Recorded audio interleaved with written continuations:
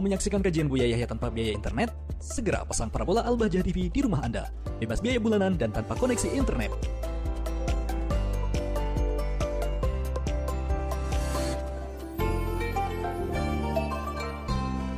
Bismillahirrahmanirrahim. Assalamualaikum warahmatullahi wabarakatuh. Allahumma shalli ala sayyidina Muhammad wa ala ali sayyidina Muhammad.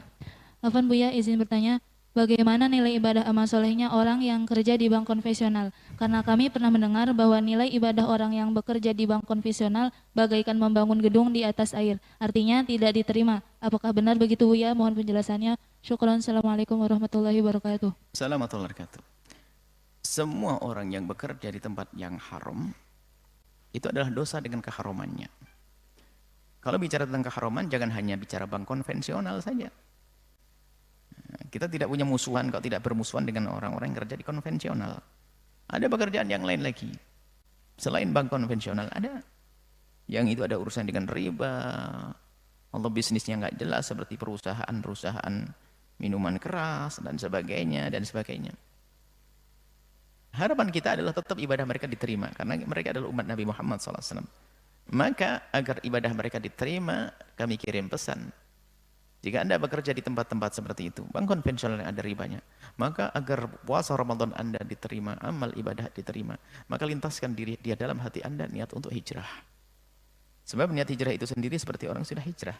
Tinggal untuk mewujudkan hijrah itu perlu waktu. Mungkin tahun depan, mungkin 10 tahun yang akan datang. Mula-mula hadirkan ini.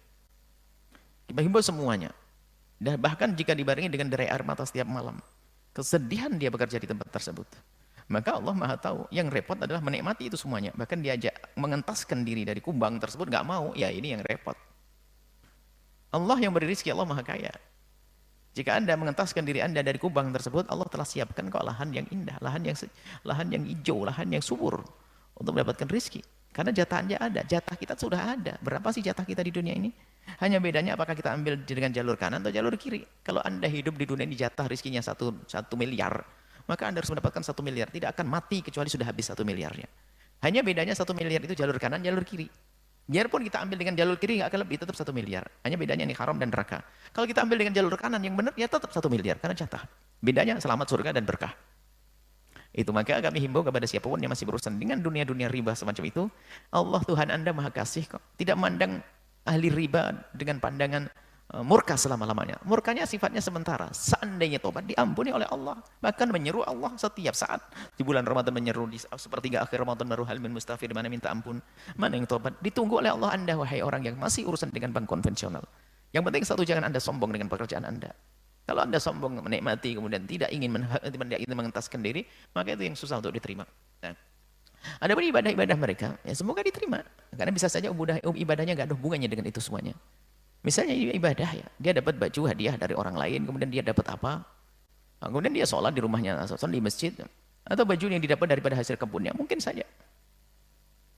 Yang memang tidak diterima oleh Allah adalah jika baju yang dipakai, makanan yang dimakan itu adalah dari makanan yang haram, dari baju yang haram, maka itu tidak diterima oleh Allah Subhanahu wa taala. Termasuk doanya tidak dikabul oleh Allah.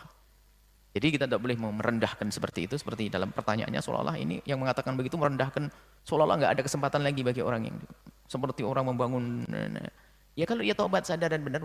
Kalau dia menikmati, jadi ada bohongan ibadahnya. Bahkan kami tekankan, banyak yang tertipu adalah dia banyak bersedekah ini. Biasanya nggak abadi orang begitu tuh. Cepat berubah hatinya. Ibadahnya dahsyat. Sedekahnya ya luar biasa. Tapi ribanya juga nggak berhenti. Wah ini. Maka lebih bagus dia berhenti dari riba, nggak usah sedekah. Daripada sibuk dengan sedekah plus riba, sedekah dan riba. Bisnis ribanya jalan, sedekahnya banyak. Itu sebetulnya aneh orang begitu tuh. Lebih bagus mereka itu berhenti, tidak usah sedekah, berisi dulu urusan ribanya. Makanya kami selalu sampaikan kepada siapapun yang berjuang di Al-Bahjah dengan rizkinya, dengan hartanya. Kalau bisa segera bersihkan harta dari itu semuanya. Biarpun perlu waktu tempo. Tapi jangan sampai tidak peduli dengan urusan riba. Karena di hadapan Allah, ngajak perang dengan Allah, berang kok dengan Allah. Berarti memang merindukan kehancuran seperti itu. Jadi jangan rendahkan orang semacam itu, jangan dimatikan juga semangat kebaikannya, akan tapi hendaknya diarahkan, lanjutkan sholatmu, lanjutkan ibadahmu, lanjutkan puasamu, lanjutkan infakmu, tapi ayo sumbernya dibersihkan. Gitu. Karena sifat baik itu. Kalau sudah nanti sumbernya dibenahi, akan dia niat hijrah beres. Tidak harus kita matikan waktu ribuan neraka, wah ini. Tidak begitu Nabi Muhammad mengajarkan kepada kita basyiru wala tunaffiru.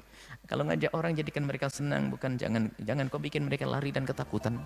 Wallahu a'lam bishawab.